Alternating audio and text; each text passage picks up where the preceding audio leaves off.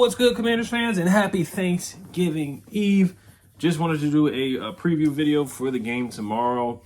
This one will be quick. This really won't be a keys to victory at all. It's kind of going to be like things that I want to see and just see for Sam and what I want to see him improve on after coming off a stinker against the Giants. Really just keys for development, keys for just improving as a team. I really hope this is a game where Ron gets fired. But I actually think this is going to be a close game. I really do. Now, Adam Schefter did say that the seat is very, very warm for Ron Rivera. I think we already know that. I don't think that's any news. But I do think if they get blown out like we did on Thursday Night Football a couple years ago where, a lot of guys were out with the virus. And I think it was the game where DeShazier ever got in a bad car accident. Jamin Davis was a part of it or involved some way, somehow. So he wasn't able to play. A lot of guys just weren't there. But my point is that it could get ugly like that, 56-14. If it does get ugly like that, the 56-14, or how they blew out the Giants. The Cowboys blew out the Giants 49-17. They blew out the Panthers 33-10. They beat the Jets 30-10. They beat the Patriots 38-3.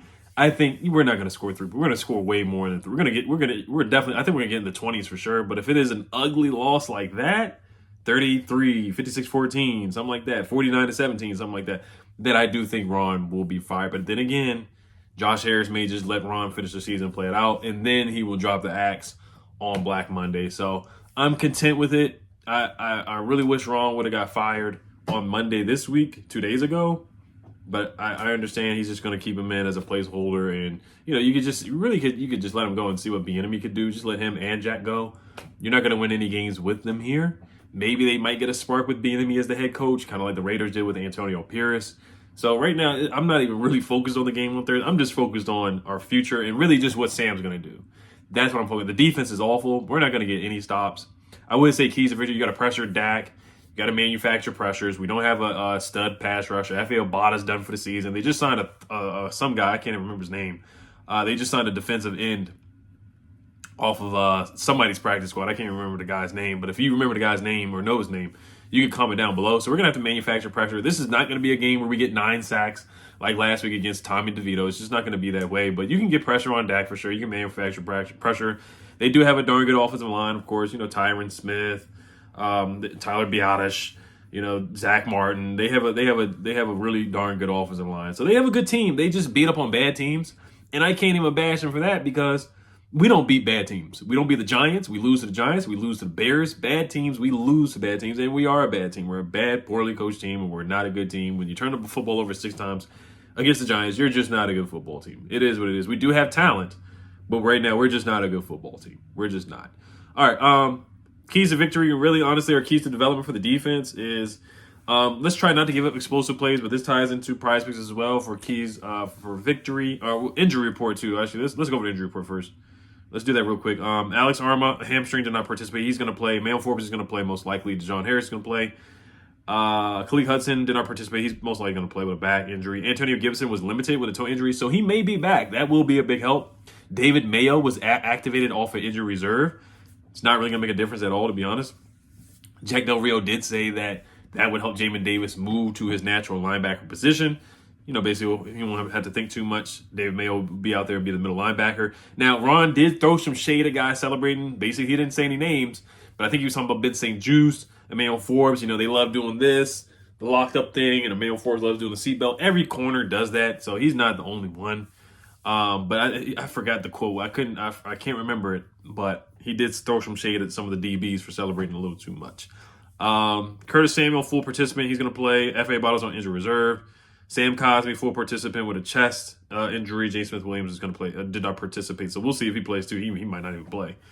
We just don't have a lot of depth right there. James Pryor from Bowie State, he's going to have to step up and get some snaps, most likely, at defensive end. We just don't have a lot of depth there at that position at all. On Dallas, on their side for injuries, Rico Dowdle did not participate with an ankle injury. He may not play. We'll see. He's an explosive running back. Michael Gallup did not participate. He's going to play. Javon Curse, most likely going to play. Tyron Smith's going to play. He did not participate. Veteran rest. CeeDee Lamb's going to play, full participant with an ankle injury. Osa Azubuwe, hamstring, he's going to play defensive tackle. Terrence Steele's going to play, full participant. And Kavontae Turpin is going to play as well. We got to stop him as a punt returner. He is a dynamic punt returner. He's an explosive wide receiver too. So we got to keep an eye on him. Basically, their whole offense, they've been putting up big numbers. Like I said, it's been against bad teams, but at the same time, I can't really say that because we don't do that against bad teams. We just don't play well against bad teams. Manufacture pressure, limit big plays, limit explosive plays. We let Darius Slayton get a big play last week. We let Bellinger get a big play. We let Saquon Barkley get a big catch. Every week we give up at least 2 to 3 big plays.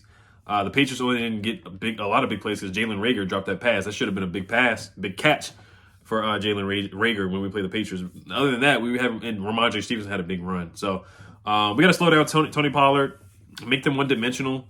Dak has been throwing the ball a lot. He put up big yards against the Giants.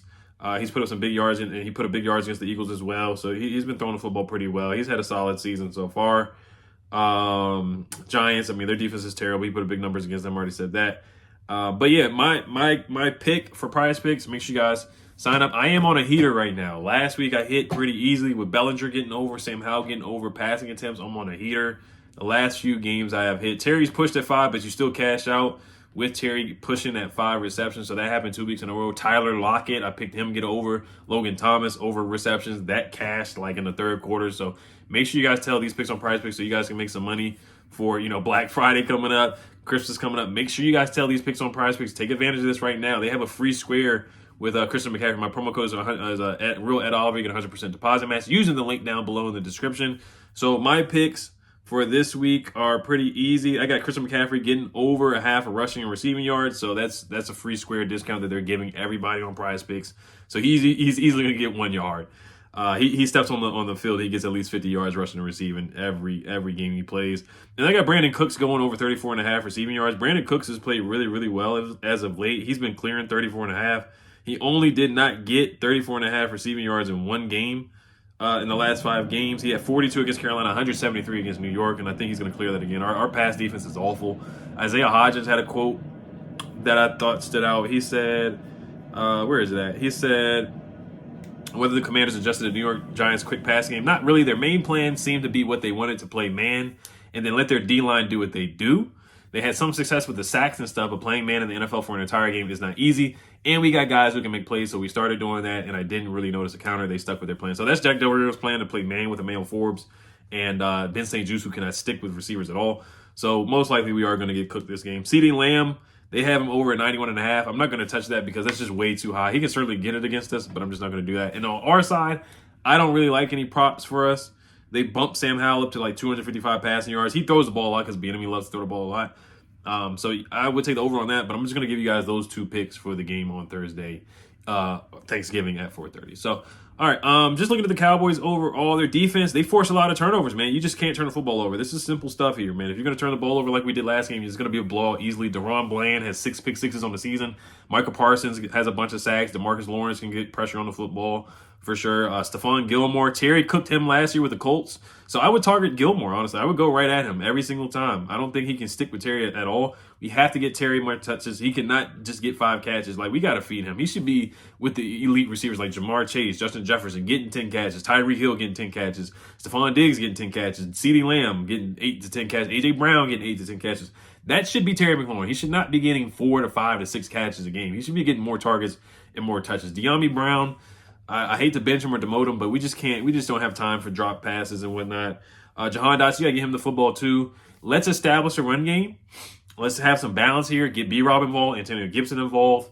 Use Gibby and B-Rob in the passing game. The quick game, get the ball out quick because they're going to bring pressure, of course, Michael Parsons. They're going to move him all over the field. He's going to be lining up in the middle of the D-line, outside everywhere as a backer. So you just have to count for him. So the offensive line has to be ready. Of course, Larson, Cosme, Leno, all these guys have to be ready to play and step up. Max protected time. So this is a big enemy game. How does he game plan? Does he get the ball out quick hitters, screens, tight end screens, just quick hitters, slants, digs, all that stuff. Get the ball to Terry McLaurin for sure. Logan Thomas, they're going to target him a bunch too.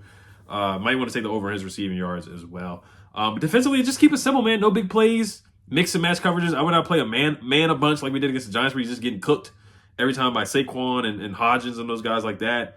Probably had to double Micah. And just Sam's got to play a better game. He has to play a better game. He can't turn the ball over. He can't hold onto the ball too long. He's going to have to use his legs and run. I know he almost got injured for that touchdown, but he's going to have to use his legs this game. He's going to have to run and use his legs and be a mobile quarterback. rollouts, all kinds of stuff. Get them on the move, RPOs, quick screens, all kinds of stuff like that. That's what they're just going to have to do.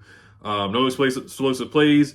Limit Pollard and Deuce Vaughn too. He's an explosive player as well. Obviously, I always say challenges. Be ready to be hosed by the refs. We're in Jerry world. They love Jerry Jones. Jerry Jones has a good relationship with referees for sure. We already know that. Every time we go to Dallas, we get worked. But actually, Thanksgiving, we beat them 41-16. I know the backup was Andy Dalton. Sometimes on Thanksgiving, we play them really well. Of course, you can go back to 2012 RG3. I know it was a long time ago. But typically, we played the Cowboys pretty well on Thanksgiving. Colt McCoy, he went up there. We only lost by 8. Kirk Cousins went up there. We lost by like 6 or something like that. So that's why I think it's going to be a close game. I think it's going to be a competitive, tough, grinded out NFC East game. I don't think it's going to be a blowout. But challenges, 2-point conversions, timeouts, clock management, just adjustments, spiking the football when you're trying to get down the field. That's something Ron Rivera did not do. Penalties are going to be huge. Charles Lano, no false starts, all that. James Crowder needs some good punt returns. Tressway, good punts, and Joey Slye. You got to make extra points. You got to make kicks. It is what it is. Too many times where this guy's missing kicks, and Cheeseman has to be better as a snapper as well. Just stay ahead of the chains. You want to stay out of third and long situations. Just the obvious stuff here. Just keep it simple, guys. And let's just keep this as a competitive game. I hate talking like this. This is loser talk. But basically, I'm just being realistic here. The spread is 11. I think it's going to be a close game, though. I really do. I think it's going to be a close game. Limit CD, Gallup. Ferguson is a tough tight end. He gets a lot of touchdowns, and we got to get stops in the red zone. Have to get stops in the red zone. I wouldn't mind going for it on 4th down, being aggressive this game. Just having that puncher's chance, going for 2 and stuff like that. I don't mind Ron being aggressive. I really don't. If he wants to be conservative, I get it. But if we're on their 40-yard line or 45-yard line and it's 4th and 2 or 4th and 1, just go for it. You have nothing to lose. So. All right, guys, let's go with the final score here. I have us losing 31-23. I think it's going to be somewhat of a competitive game. I think what's going to happen is we're going to be down 31 to 16, and we're going to score a touchdown. There's going to be like 50 seconds or like 20 seconds left. We're going to do an onside kick. We're not going to get it back. That's what I think is going to happen. I think Sam's going to play a lot better. He's only going to have 1 interception. He's not going to turn the ball over much. But he's going to have a better game. He's going to get the ball out quicker. He's going to be more efficient and not turn the ball over as much. So I think there's going to be a 31-23 admirable loss in Dallas. So, all right, you guys, any given Sunday, you never know. Colt McCoy went there on Monday Night Football. He beat them one time as well. Remember the backflip that somebody did and we beat them? Some crazier things have happened. RG3 in 2012. You never know. You never know. Sam is undefeated against the Cowboys, too. He is undefeated, so we'll ride with that right now. All right, guys, get Terry to football, man. Just give him the football. All right, guys, hello, Commanders. Peace.